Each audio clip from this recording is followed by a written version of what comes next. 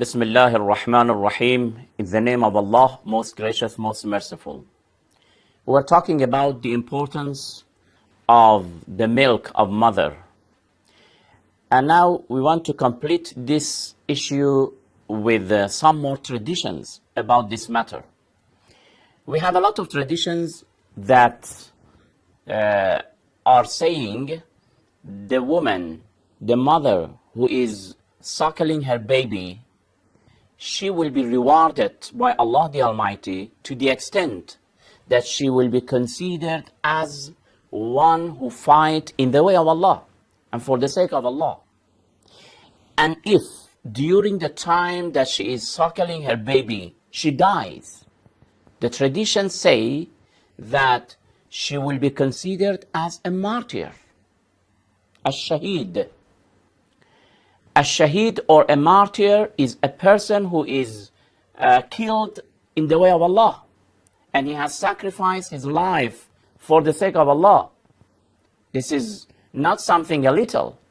This is a big, sacrifice, to sacrifice your life in the way of Allah subhanahu wa ta'ala.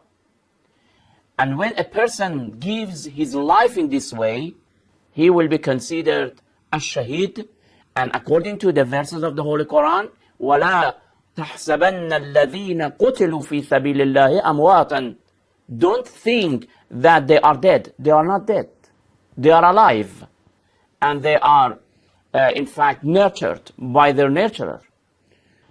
This mother who is suckling her baby, if she dies in that period, she will have the same reward of that man who has sacrificed his life in the way of Allah.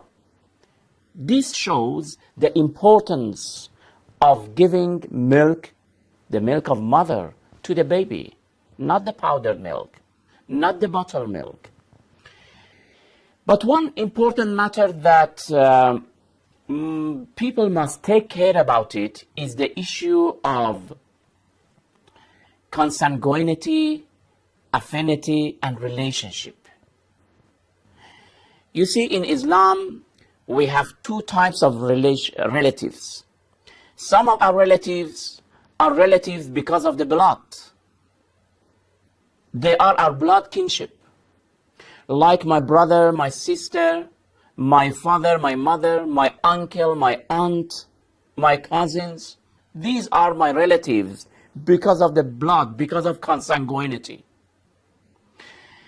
We have another type of relations, and this relationship comes because of fosterage, because of milk. It is not because of blood. Milk or suckling will create new relatives, will establish new relatives. So, okay, if you say that we understood, then what?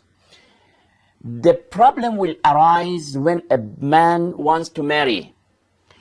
You see, a boy can marry with a girl, but what type of girl? Can he marry with his relatives?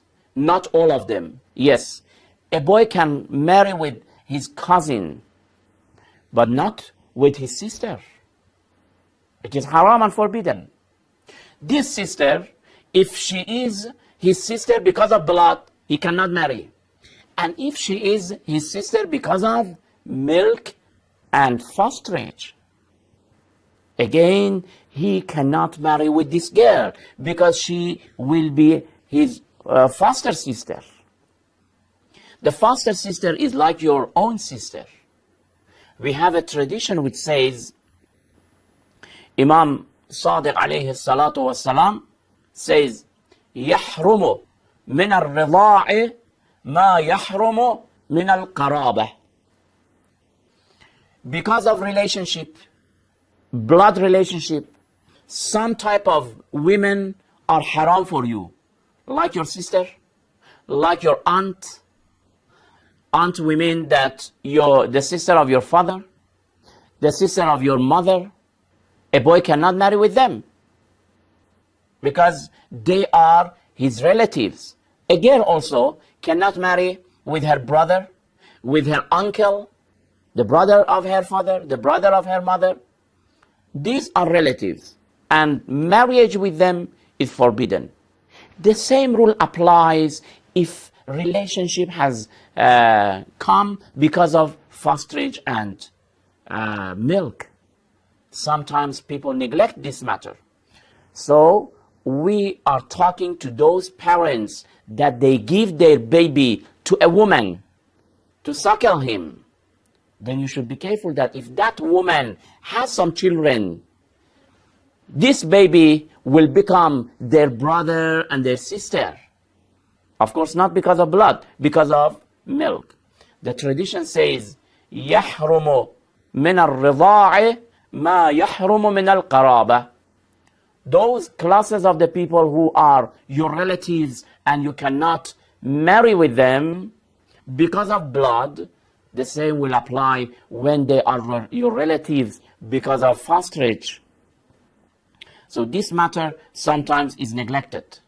Therefore, brothers and sisters, what we are trying to say is that, first of all, mother herself to give milk to her baby, because we said that it has a lot of benefits for the safety of the baby, for the safety of the mother, and it will transfer a lot of characteristics to the baby.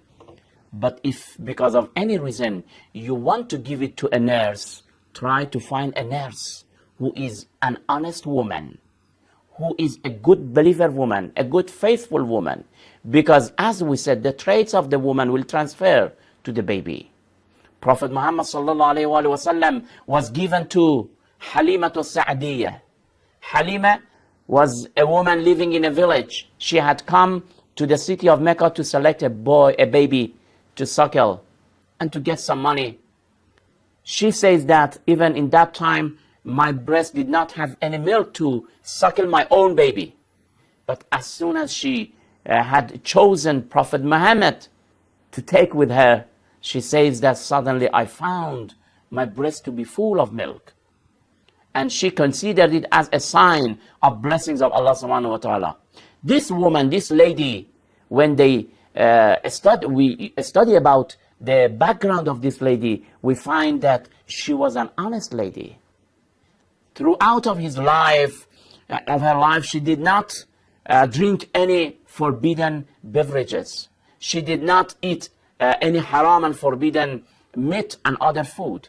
She was a very good, faithful lady. And this is why that Prophet Muhammad sallallahu alaihi wasallam is trained by this lady when he was a baby. Anyway, what we are trying to say is that if you want to select a nurse, be careful about the moral situation of the lady, the piety and the God-fearing of the lady. We will continue about other topics about children and the related matters in next program. Until then, thank you very much. Wassalamu alaikum wa rahmatullahi wa barakatuh.